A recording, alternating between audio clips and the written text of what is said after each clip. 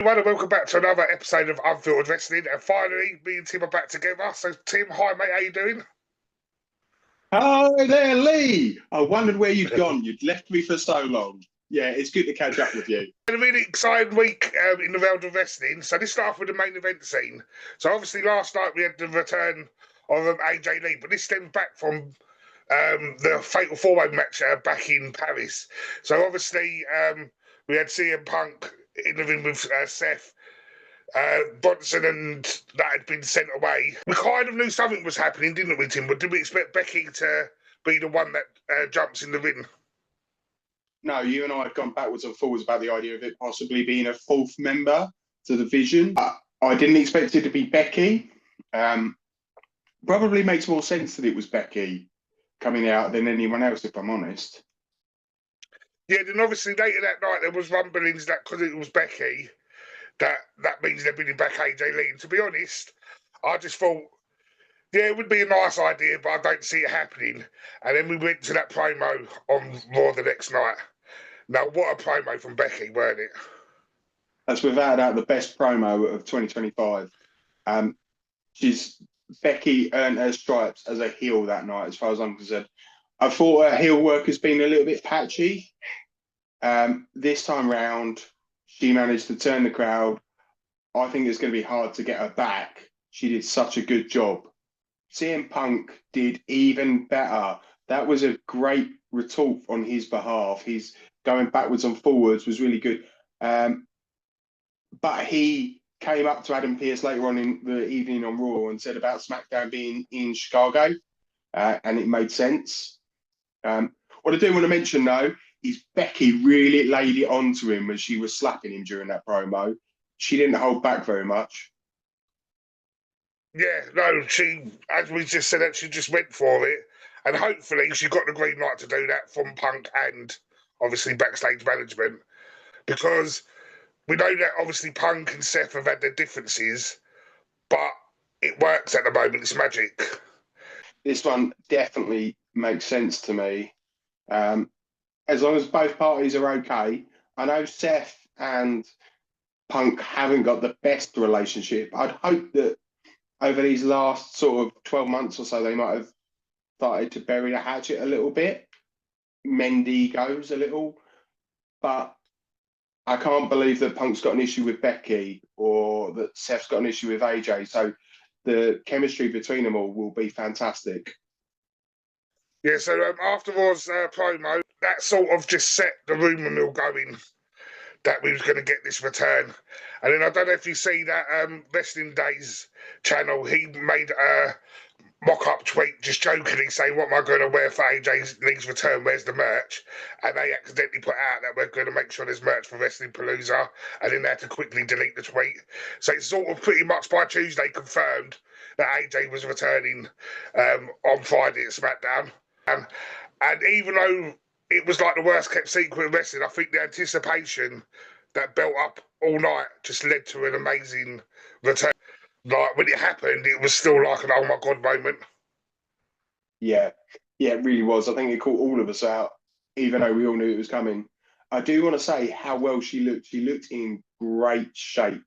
For someone that hasn't been actively wrestling for 10 years, she looks great. So well done for her for looking after herself.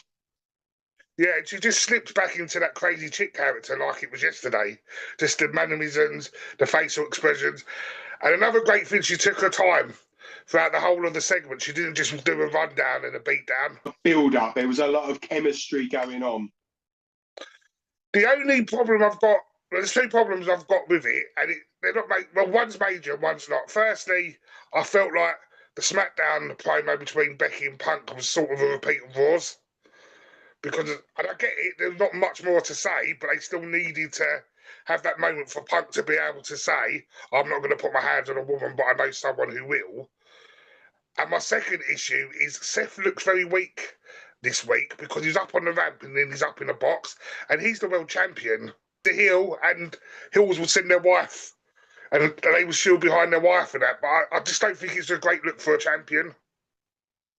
I think it's a good look for a weak champion, but of everything, I would say that's the one thing Seth isn't. he comes across as a very strong champion. Although this time round, he's hidden behind Bronson and Bron. So why not hide behind Becky in that front? It probably makes sense if you took an outside view of it, as long as we know that Seth can certainly rehab his own work.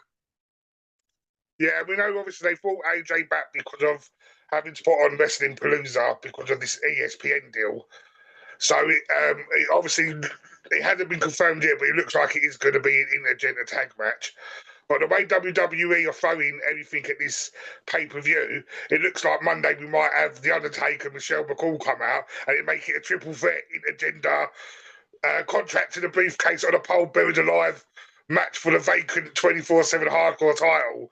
They're just chucking everything at this pay-per-view, and of course that led on to the other thing of returning Brock Lesnar. I'm not happy about this at all. Look, I know where you're going to go with this.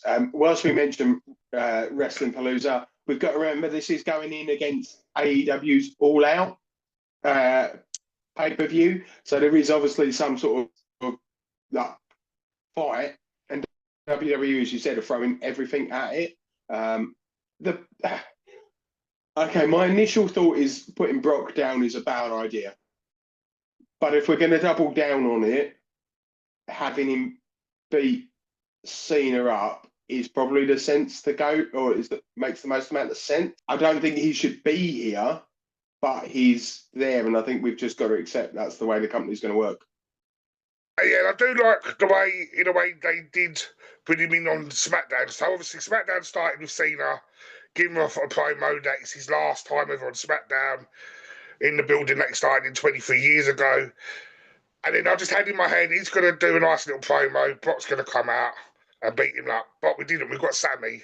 And then Sammy come out and thanked Cena for giving him the opportunity 10 years ago with the Open US title. So he wanted to return the favour. John accepted. And it was an impromptu match, but they actually put on quite a good match. There was callbacks galore. Yeah, there was a clinic. It really was. It was almost John Cena 10 years ago. I know we're mentioning 10 years a lot ago at the moment, but it really was. We're seeing Cena back at his best. He's looking better almost on a week-by-week basis. So this is certainly helping. I wanted to mention the fact that he was almost tearful when they said to him, "Thank you, Cena." And the emotion he gave for that, and it was like, of all the crowds, I didn't expect that. And you have no idea how much that means to me. I think that's a really good thing. I think that shows his human side. We're coming to the end of the run. You and I have discussed about date numbers. I would imagine he's got more than people think he has. I liked the match. Some great moves, a great GTS as a little callback to CM Punk. And the crowd almost didn't know how to respect to that. They went, oh, yay! So it was a really weird moment. You obviously had the pop-up powerbomb from Kevin Owens, who's been in the news this week for different reasons. You've had what can only be described as a little bit wonky of a spear, but it looked good enough. And the match was coming to what you would have thought was almost like a natural end, he hit his Avalanche AA, and it looked like he was going to win before we then get the Brock noise. I'm a bit gutted for Sammy because I think he's come off worse out of this. Yeah, he was getting booed at some point throughout the match. Yeah, he's this open challenge will make him. I've said this to you for a while. I think Sammy wins the Rumble, but on top of that, I think he headlines WrestleMania. So he needs to see how he's going to manage the title. So this is if it's going to be a short run, let's say he drops it in December, you'll see how he can carry the championship. So this for me really works. In a way, you expect him to get booed after a promo that Cena just did, and then he's going against Cena. The more this goes on now, at the start of the retirement tour, I didn't really care. I thought, okay, yeah, Cena's done great for wrestling, but everyone comes to an end. As this goes on, I actually feel like I'm actually going to miss him. I can't believe I'm saying it because I weren't Cena's biggest fan in his prime time anyway, but he's just making me feel very nostalgic coming to an end, and I actually don't want it. I'm not ready for it yet. No, do you know what? I'm with you. I don't want it to end. The big question, are they going to put Brock over in Cena's retirement year? No, not at all. Cena is on 99 matches. He's almost certainly going to win the 100. And it probably makes sense that that's Brock Lesnar. What you're supposed to do on the out when you leave the business is you go out on your back. Cena's still probably got another couple of matches left.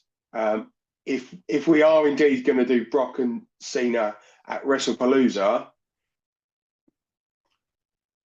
who's he going to beat? Who is he going to face for the last couple of matches?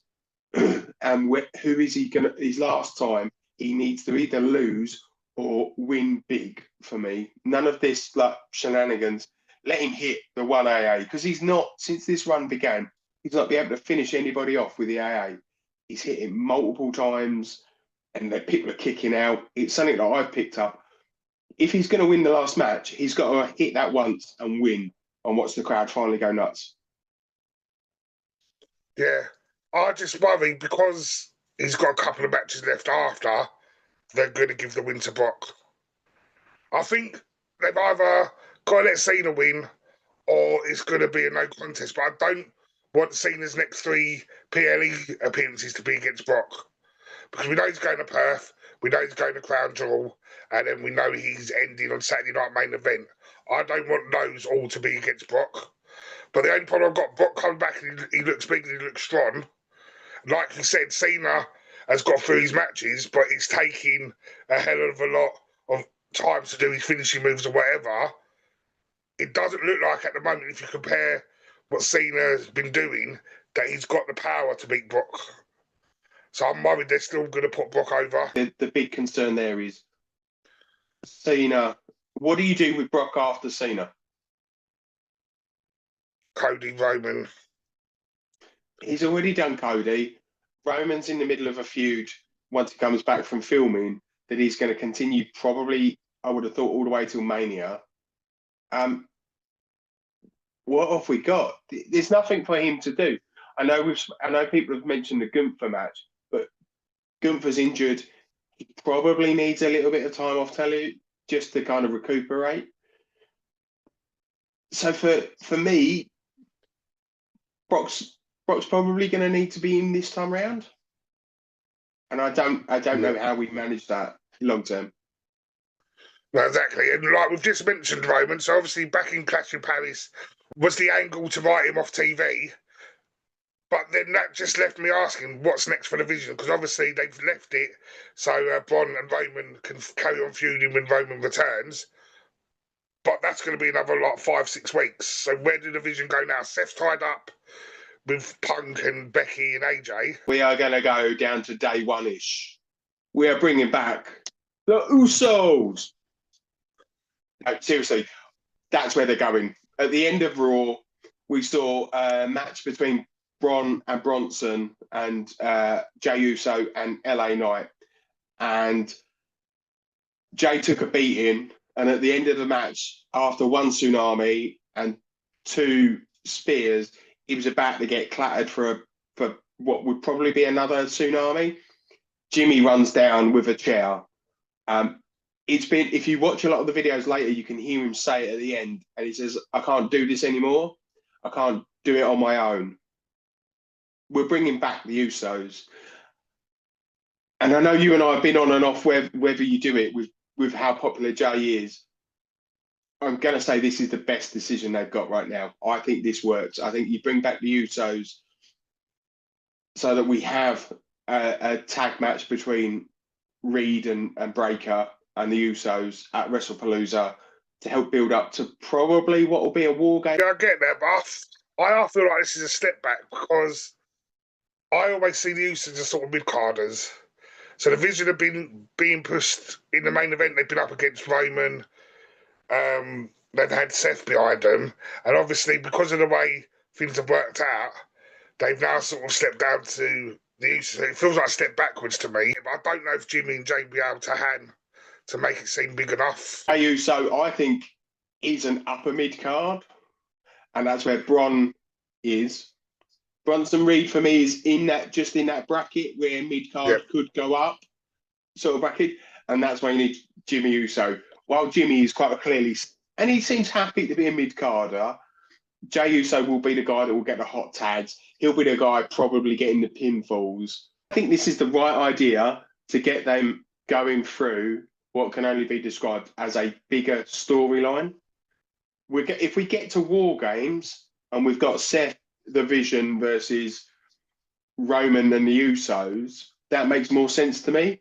Imagine if Seth's involved, we've got to bring Punk back into that point. And it's who does Seth bring in? Because I'm looking at this going, where's the War Games? And this is the only story that has it. Do you think that Heyman's going to make a return soon, or with him going to the hospital, he's now off TV in a way till Roman comes back? The TV until they're ready for him to come back. They mentioned it was to do with his larynx, so he can't talk. So they're going to use this for a storyline. And I don't think that's a bad thing. I think if you let Bronson and Bron have a run around for a couple of weeks, see what they can do, we go from there. Yeah, but again, it just reminds me because I don't think Jimmy and Jay are great mouthpieces either. And I don't really think Bron and Bronson are. So I think you lose a Paul Heyman, you haven't got your mouthpiece. I know we're really disagreed on this one, Tim, but... Okay. I'll go with Jimmy. I think Jimmy is, of the four, the weakest. I like Jay on the mic. I think he can elicit a good response, which is what you're going to need from your heel. Yeah, but he just says yeet, and then everyone cheers. But I think he gives out emotion, so I think that works. I'm going to also mention Bronson Reed hasn't done that bad a job. You know my thoughts on how well Bron Breakker speaks. It's like watching Scott Steiner in '99 and the early 2000s. He doesn't make any sense, but it makes absolute brilliant television. Yeah, no, I can't say that. I don't know if I've just got negative thoughts towards the Usos, but I do worry for them in this feud. Speaking of Raw, we finally got a decision made for the women's title and Stephanie Becker's match, and she's going to go against Io Sky. What do you think about this? Well, the two matches that have both been no contests between them have absolutely been as close to a 5-star match as you can get. I'm not worried about the match. I think the match is going to be great. It's the story that's been involved. And Io Sky is involved in a very weird storyline with Asuka. I think this could potentially be the feud of the year if they can pull it off with Asuka turning heel properly. Yeah, it's really weird. I don't know if it's just because obviously growing up in the Attitude Era, but it's giving me a little love vibes as well, like stalkerish. Just the way Asuka's acted, and that sort of comes across like a Vince McMahon storyline, if you know what I mean. It's verging on that weird of cringe. I get sort of where they're going, but it's sort of becoming very stalkery. I'm with you. I said to you, I think Stephanie Becker wins the title. I think the way the story's going is Asuka's going to cost Io Sky the title match. I think that makes more sense. We've run out of heels on Raw. Other than Becky, and Becky's like, we've gone from the Intercontinental title and we're miles over there dealing with our own thing. We don't have any strong heels. So Asuka makes sense. For me, the biggest part of this whole story is Kairi Sane. The interaction that Kairi Sane is currently having is what makes this such must-watch television, along with the way in which Asuka is absolutely losing her marbles with everyone. And do you think when Bayley returns, because it seems like she's going to be Hugger character, but a conflicting Hugger character, do you think she's coming back as a heel, or is she coming back as both? Bayley is like the big unexplained question in the whole of this. We've had the Hugger story on this side, and then we've had the Ding Dong Bayley on this side, and they keep fighting. My question is, are we going to end up with like almost the split personality like character? That could be really, really weird for me. Yeah, and I think that's where they're headed. I think right, 1 week we might get Hugger Bayley, next week we might get Back Crazy Bayley, or even halfway through matches, and I think she's just going to be very conflicted with herself, which I'm here for something quite different, but like you said, it's going to be weird. It needs to be handled quite well. If they're going to do a split personality, I want to see a split personality. Hugger on this side, Mad Bailey on this. We'll have the hair bunch this side, almost like the curtain look there. I don't know what it's called. I haven't got any hair. It's not how that works. And then split it. And if we're going to go with something like that, embrace it fully. Even if she does this for like 4 or 5 months until she then evolves into a final new character, because she does need something else. She really does. And I want to see her battling for the title, but I want to have a good character to believe in. Yeah, no, totally agree. And women's division on SmackDown, we had Tiffany Stratton and Jade Cargill both backstage on Friday talking about a match that's been announced for next week. Jade's basically said Tiffany only won because she put her foot on the rope, where Tiffany's sort of, in her character, saying, no, she's the greatest champion. Do we want to see this match again?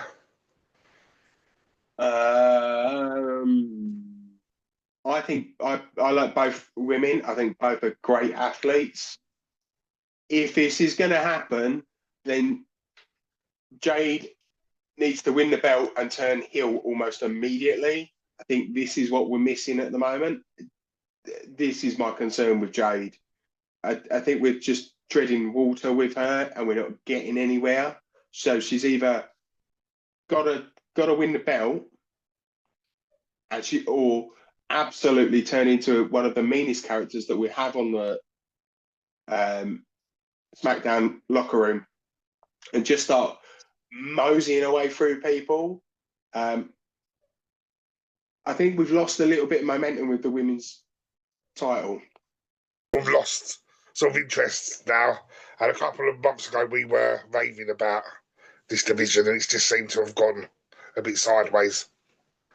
Yeah, we also had the Alexa Bliss Charlotte moment. They obviously keep missing each other with, like, Piper couldn't get to France, so they couldn't have that match. And then Charlotte looked like she had taken a bit of a knock. And we look like, even with all of these mishaps, we're still telling a reasonably good story. I think that's important. Yeah. And like you said, it's still good to have. I think their TikToks are doing them really well because they're having so much fun on TikTok with their silly dances and songs and stuff that it is just doing Charlotte the world of good with her relatability with the fans. So I'm still hoping and praying that this goes well into next year. I'm with you. I mean, if they did decide to continue this for another, let's say, 18 months, if we played it out at 43, WrestleMania 43 for it being a title match, I think we'd all feel really good because it would be really good storytelling. I mean, that said, I haven't got a problem with it being. I think we've got to have the blow-off match at Mania. Anything less than that feels like a disservice to both women. My boy Penta picked up another win. Looking good. Raw, as I said in my Raw review, I thought it went really well. Finn Balor looks great. And I tell people, like, this is me doing this. Go and watch the New Day's full-length funeral. It's 12 or 13 minutes long. It is brilliant. They are coming into their own now. So whatever WWE have given them, that's now starting to work. So again, let's start having some good stories with those guys. Another one would be the Aleister Black, Damian Priest fight. Weird ending, if I'm honest, especially after Weird the Razor's Edge as well. Like, he attacked Damian on the ramp during Damian's entrance. So it was a weird beginning, weird end. Yeah, and I mean, he hit that Razor's Edge. He hit that announce table and went boop, boop, boop. I can't imagine that was particularly nice to land on. So I'm struggling what we're doing with both of these guys. Aleister Black, it almost feels like we're in the same as we are with Raw, with the Rusev Sheamus moment, where they need to move past each other to move on to something new. That's what concerns me at the moment. Well, Tim, I haven't said this to you for a little while, but can we have Tim's top talent of the week, please? It's been that long. I started to forget about this. This was where I was going. I was like losing my mind. The irony is, I'm going to pick the man, Becky Lynch. She did such a phenomenal, great job with that promo that, as I said, she turned herself from a non-believable heel into probably the best heel that the company currently has. Yeah, no, I can't disagree with that all. Well, Tim, it's been a pleasure catching up. You got to remember, 2 weeks' time, we're at WrestlePalooza. Have a good week, mate. Have a good week, mate.